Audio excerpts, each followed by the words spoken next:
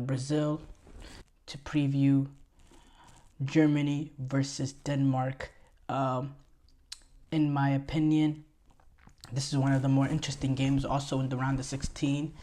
One of the because honestly, a lot of these round of 16 ties are not the most competitive, which is good in the fact that, if all the good teams, of all the big teams, let's not say good, everybody is good once they reach the round of 16, but all the big teams, if they're able to take care of business, it will make the quarterfinals extremely interesting.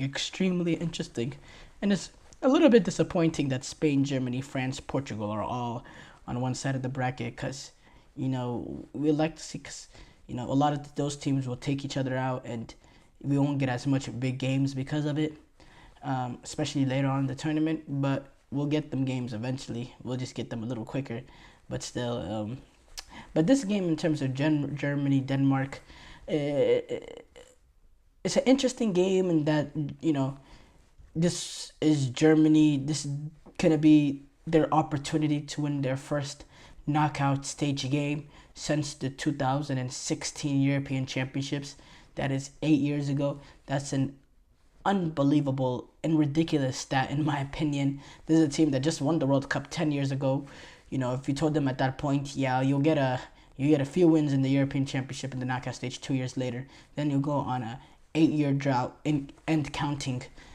Man, unbelievable. Almost as crazy as Italy's World Cup stat. I believe the Italy World Cup one is actually mind-boggling. The last time Italy won a knockout stage game at the World Cup was the 2006 World Cup final that they won it all. That is the last time they won a knockout stage game at the World Cup.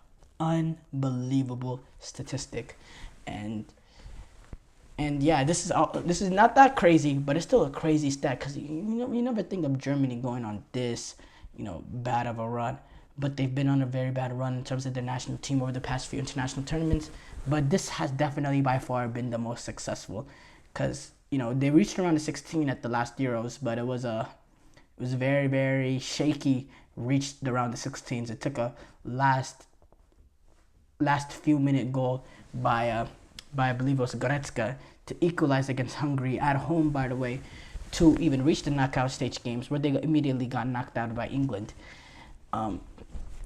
Now, this day and age where we find ourselves in, it's a more optimistic point of view from Germany when you look at how impressive that they were in the group stage games, going unbeaten, starting off with a 5-1 bang over Scotland, and then replicating that with taking care of Hungary in very comfortable fashion. Now, in that Switzerland game, you thought that there was a little bit of signs of same old Germany, but they were able to do what they weren't able to do in past few tournaments, which was find the breakthrough to get it done. And at the end of the day, Germany got it done. They were able to get that goal in that last minute, tie the group, to win the group, and it was an amazing win for them because now they don't have to play Italy. Instead, they take on Denmark, which is, in my opinion, an easier game for them. But it did put them on the harder side of the bracket, but that was just out of their control, honestly. So a little bit, in my opinion, a little bit shows the flaws of this European Championship with the knockout stage games, how it works with the third place teams making it so tricky and all that. And anytime you get France, Spain, Germany, Portugal, all in one side, even in Belgium, all in one side of the bracket, it's clear that there's some sort of flaws within the system. But that's not what we are here to talk about. We're here to talk about Germany and Denmark. Germany, clear favorites, playing home European Championship. But playing home also comes with pressure, also comes with expectations. And it makes it tricky for them because the longer it goes 0-0, the longer the crowd gets a little bit restless. The more pressure that grows on these German players. Some of these players are a little bit inexperienced too at this sort of level. When you look at Musiala, in terms of knockout stage football, he's never... I know he was part of the 2021 team at the Euros, but he didn't play much, and he never played a knockout stage game in the 2022 World Cup. This is the first time he'll be starting and playing it in the knockout stage game. Same with Florian Wirtz. Same with Jonathan Tah. Maximilian Mittelstadt. There's a lot of players that haven't had much experience in this sort of situations, but they do have also World Cup winning experience with Thomas Müller on the bench and and um, and Toni Kroos. So there is that experience up there.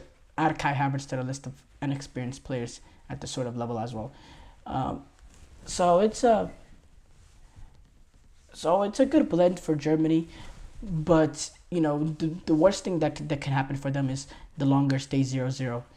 It's important for them to find the breakthrough early to relieve the pressure, to make it easier for them, because if they're able to get that goal early, it'll make it really, really easier for them. As far as Denmark, in terms of general play, they've shown they're a proper footballing nation. They made the semifinals of the last Euros.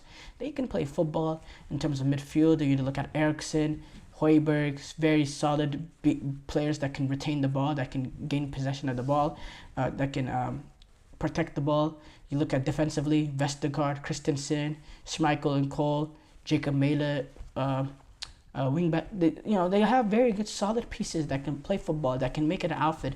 The thing about Denmark, though, is their attack. Their attack has been weak. Not just at this tournament, but the last World Cup. They really lack that cutting edge in attack, that quality in the final third that really, that can really make teams pay. They don't have that guy up front. Højbjerg, he's the guy right now. Not Højbjerg. Højlund, Rasmus Højlund. He's the guy up there at this point in time. And I think he's had a pretty disappointing European Championships, in my opinion. Yes, he has pace. Yes, he can stretch the back line, but his pace has not really done much. He's been lively, but not in dangerous areas of the pitch. The service hasn't been great, but at the same time, he has not been playing well. Denmark, they've scored 2 goals at the European Championship. That's just not enough. The first goal kind of came off of a quick throw-in that kind of caught the Slovenian defense off guard, and then the second one was a wonder goal by the Danish midfielder in that England game. And despite them having a lot of the possession, especially in the first half against Slovenia and a lot of the game against England, they never really seemed like a legit threat to score the goal, because it just was clear that they lacked that cutting edge, lacked that ability in the final third, which is the reason why they're not, which is the main reason why they didn't win that group. Because in terms of general play, their general play is good, but they're just not clinical enough in that final third. They don't create enough clear-cut opportunities, in my opinion. And when they do, they don't finish them. You can have good, in terms of general play, you can be really, really good, but if you can't get in the ball at the back of the net, you're going to go home early. And that might be the reason. I think against this Germany team, Germany are going to, and look, Germany are going to play a really high line. They're going to play a heavy intensity in terms of pressing high up, putting guys forward. They're going to play a very open-ended game, and they'll give the opportunities for a guy like Rasmus Højlund to make runs in behind with his pace. He's going to have an opportunity to have an effective game, to really be a good outball for them. I think we're going to see a little bit more of a direct element with this Denmark team, more direct than they usually are, just because of how high Germany play. I think there will be a lot of opportunities to play that ball in behind. I think Manuel Neuer is going to have to be big for Germany, maybe have to replicate a sort of performance that he had in the 2014 World Cup against Algeria, where he was almost a sweeper goalkeeper. I think that might be important in this sort of game, because Rasmus Højlund does have pace, and I think Denmark with Højbjerg, Eriksen, they got the players that can pick out a ball and to Højbjerg and Jonathan Tah and Rudiger. They're gonna really have to be up for it, because Rasmus Højlund does have pace. So that will be an opportunity for Denmark. But again, will they be clinical if they're able to create opportunities? Will Højlund be clinical? Will a guy like Yusuf Poulsen, who's coming off the bench, will he be clinical? Whoever plays alongside Rasmus Højlund, will he be clinical? Which has been a tricky position for Denmark. They have not been able to solve that at these European Championship. The main guy up front next to Højlund. First game it was Jonas Wind that played against Slovenia. Against England, they continued with Jonas Wind. I think he's solid, but he's he's not really a game changer, in my opinion.